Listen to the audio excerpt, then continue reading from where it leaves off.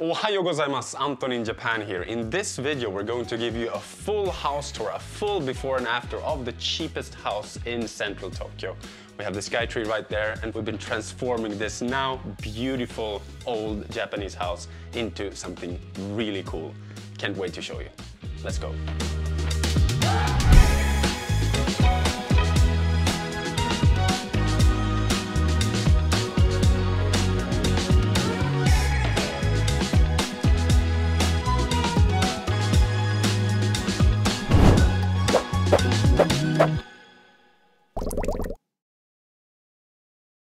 We have a beautiful spring day here in Tokyo. SkyTree is just a kilometer away here that you will see from the second floor window. And for the past 6 months, we've been transforming this house into a Japandi style house.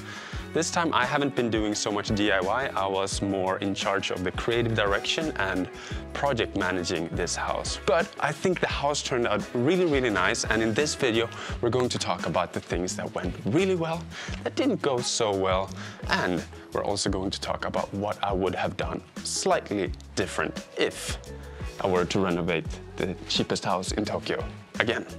All right, let's take a full-on house tour.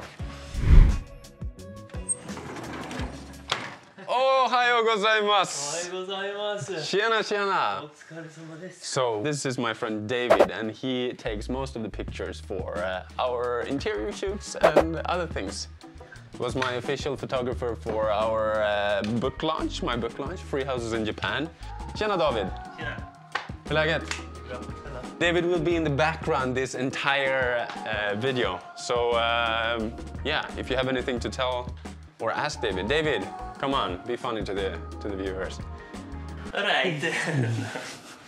No, he's more good looking than funny. Yes. Do your job, do your job. The first floor has a more newer feel, even though there's a lot of like older details. It still has a little bit of Japanese feel to it.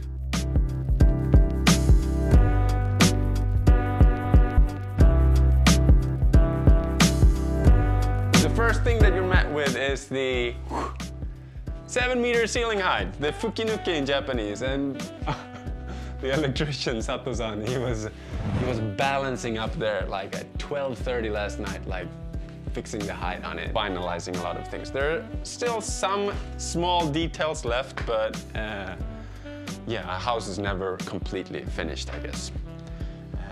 We bought a lot of cool interior from local Japanese furniture stores, but these are just like small details. The walls are actually super cheap, Lavan wood.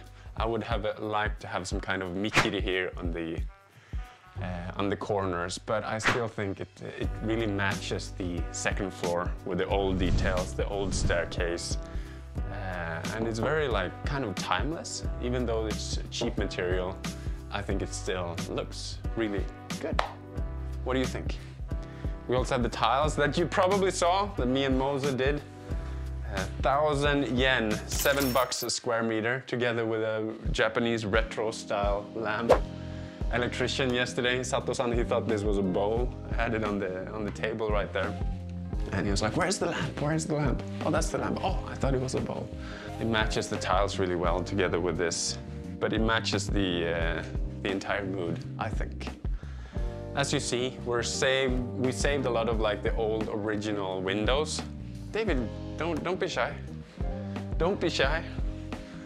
So these are original. The house doesn't have too much of a tilt. These are super beautiful, but it might be a little bit cold in the winter, so we might need to add some kind of drapes here that will have a kind of a Niju Mado, double pane window feel to it. You've seen this one before too, right? The X-Sujikai for earthquake bracing. The house is old, from the 70s. It's tiny, but I love the look of these ones. And I think Amagiri-san did a really good job here. It's attached, this one is one long. These are the older ones. Mitsuhata-san, the owner of this house, the broker, bought this house for $10,000 last year.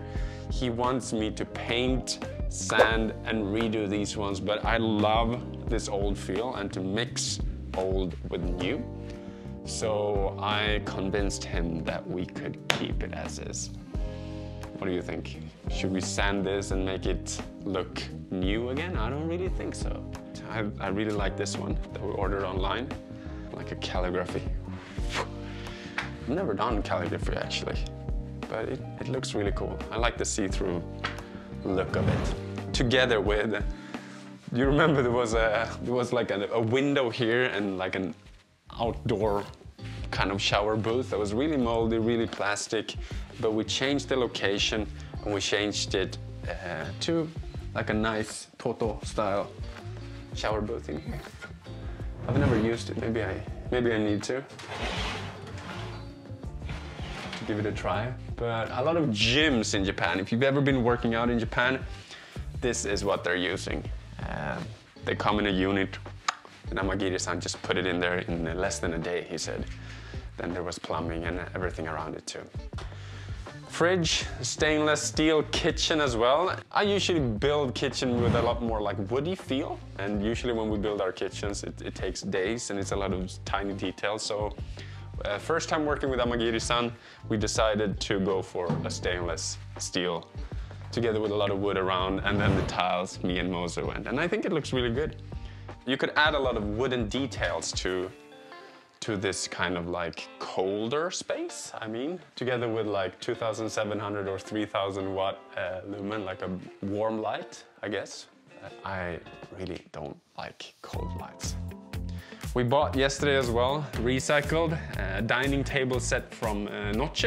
This is also from Aihinkan, really. We were really lucky to find a set like this with a bench.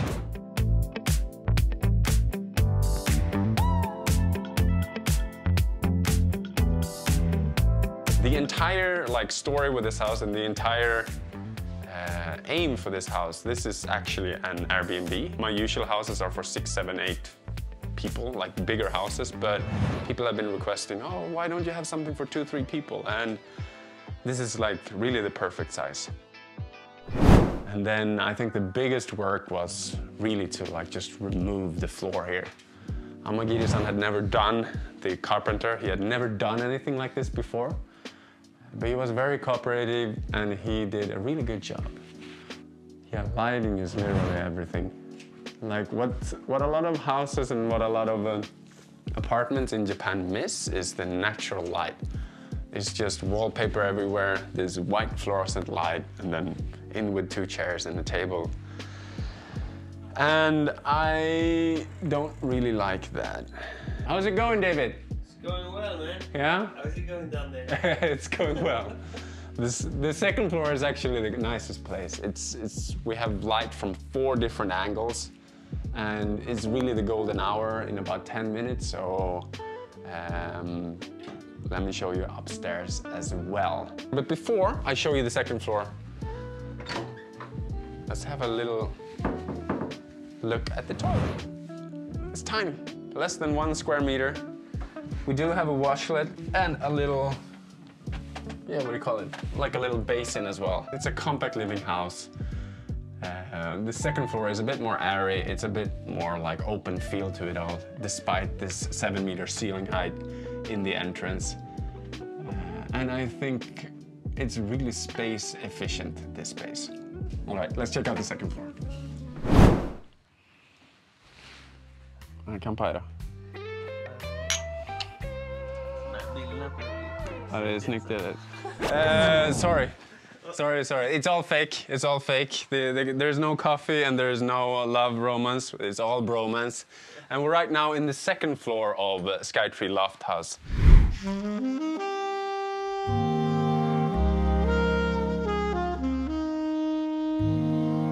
We decided on some really nice tatami mats here. It's a 6-mat tatami room together with some extra space on the side as well. As you see here, we have the old original windows as well in all 4 directions. It's pretty cool, and it's very rare to see an old Japanese house, especially in a good location in Tokyo with this much sunlight and this bright of an old house. Wakabayashi Park House is another example, but I think it's pretty rare. And we were really lucky. I never realized how bright this house was actually up until like yesterday. It's a very pleasant surprise. These windows as well are super cool, and I could really imagine myself like staying here for a nice weekend, almost like a staycation. I don't know too much about Sumidaku. I don't know too much about like SkyTree. I've been to the Asakusa strip where all tourists go. You've probably been there if you visited Japan. I've been there twice, and I've been living in Japan for 6 years. The Tobu Railroad Museum is just a block away, and I would really like to visit there as well.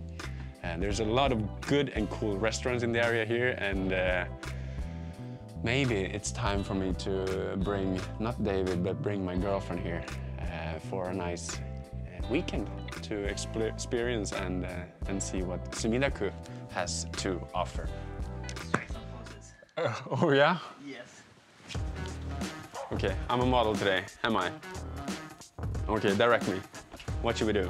Yeah, so David and I, we're represented by the same model agency here in Japan, but it's not really my main job anymore. There we go. That pose has given us lots of money. Yeah, that kick-started my real estate career in Japan, and renovation career. Thank you so much. Thank you so much. So, as you see, this room is super bright. We have the floor laying on top of the tatami mats. You could add a futon here. We bought an extra one if you have a third person coming here to stay.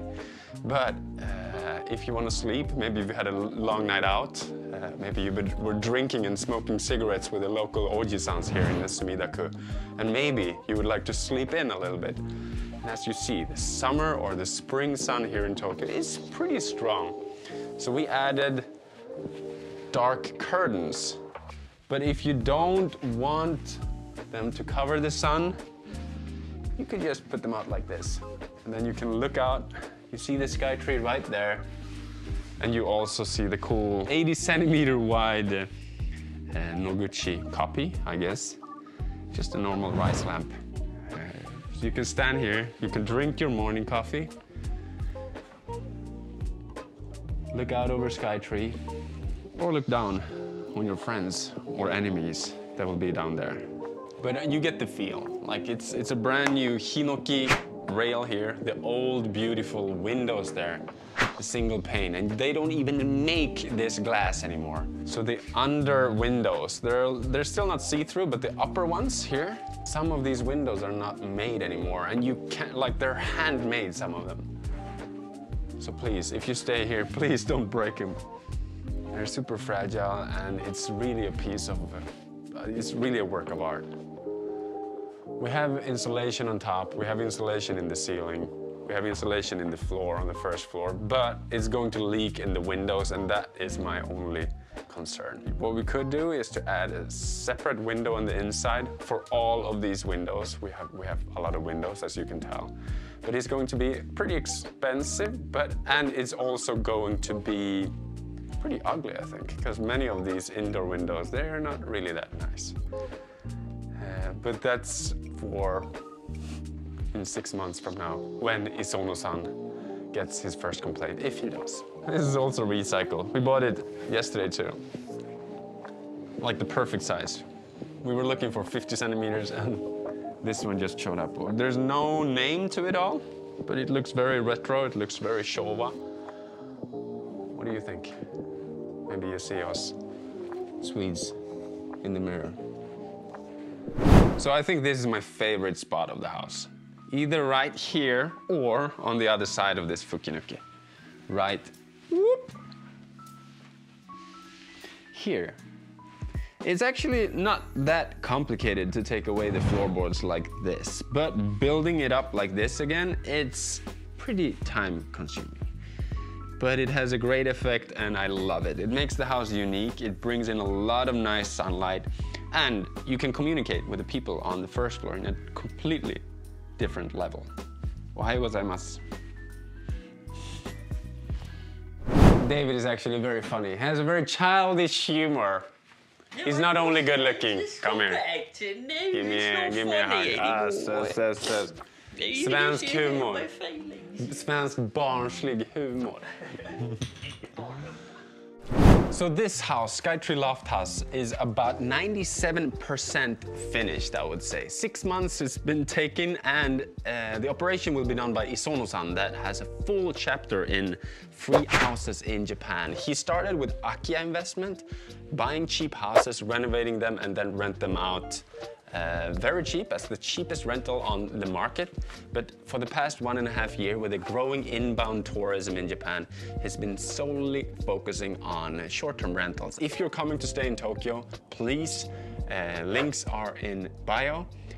Mitsuhata-san as well. And if you want to learn how to do all this, we have akiyamasterclass.com. What do you say about some Chinese food? Yeah, maybe some ramen. There was a really nice ramen spot just around the corner. Thank you so much for watching. I can't wait to host you here in Tokyo. Arigatou gozaimasu. Yes. You coming, David? Yes. Okay.